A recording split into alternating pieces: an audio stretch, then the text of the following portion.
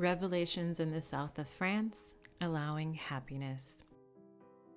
Upon setting my goal to prioritize my joy this year, it felt like a cop-out, like a goal that was pointless, and I should have been more focused on finding freedom from making more money. Limiting beliefs of not being good enough sat in the background mocking this cop-out goal.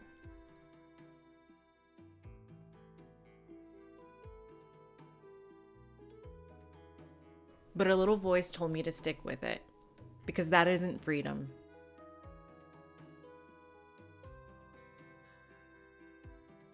Certainly, if I don't have the full capacity to fully experience joy without tension, without hypervigilance, without bracing myself for the other foot to drop. Slowly losing my grandmother has been this beautifully painful reminder to let myself truly enjoy the journey.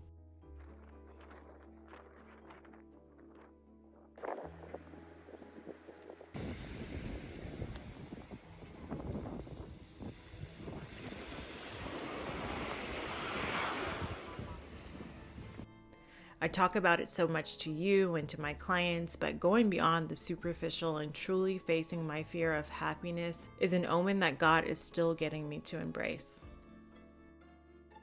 I remember the first palpable moment that I was conscious of my fear of happiness. It was the infancy of my relationship with my husband, and it all just felt too good to be true. My trauma was causing me to be hyper vigilant. My OCD was calling me to try to be perfect in my relationship, but God was calling me to let go, accept, and enjoy. And this is a constant growth area for me, a constant journey among many other mental journeys God is leading me on. When I went to visit my grandmother in hospice, she gave me a bottle of Dove body wash and told me to remember her every time I used it.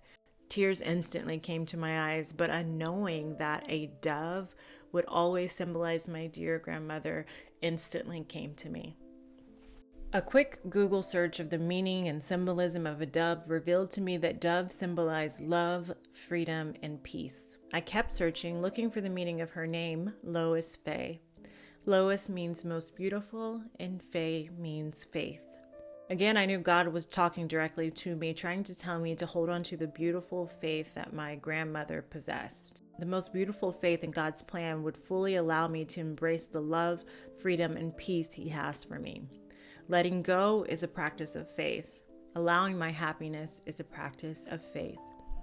And here I am in France with my husband and two beautiful children, allowing myself to lean fully into the happiness of this moment.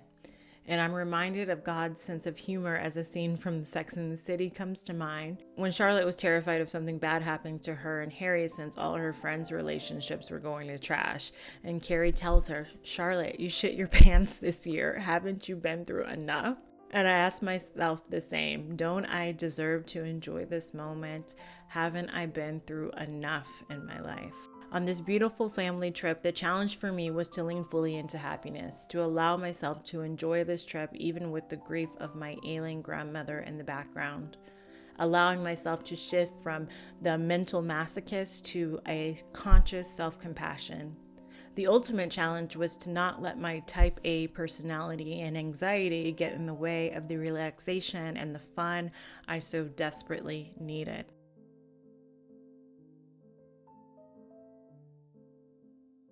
Then, while walking to the spot, I saw two white doves fly in the parking lot.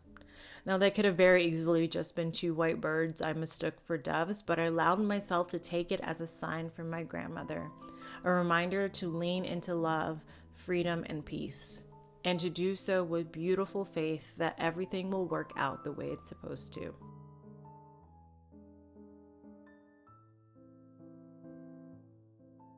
The next day, I got the call that my grandmother had passed.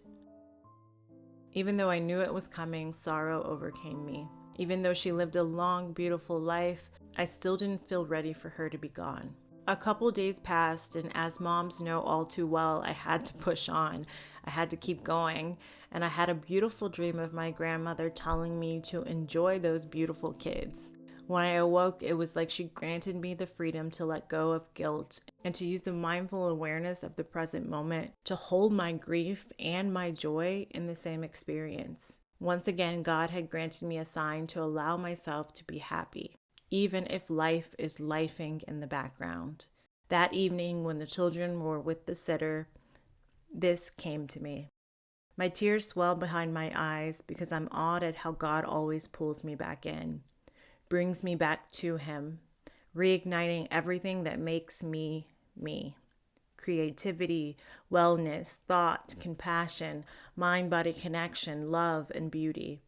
After each trauma, each birth, each loss, He breathes life back into me. It reminds me of who I am, but most importantly, reminds me of who He is, the great I am.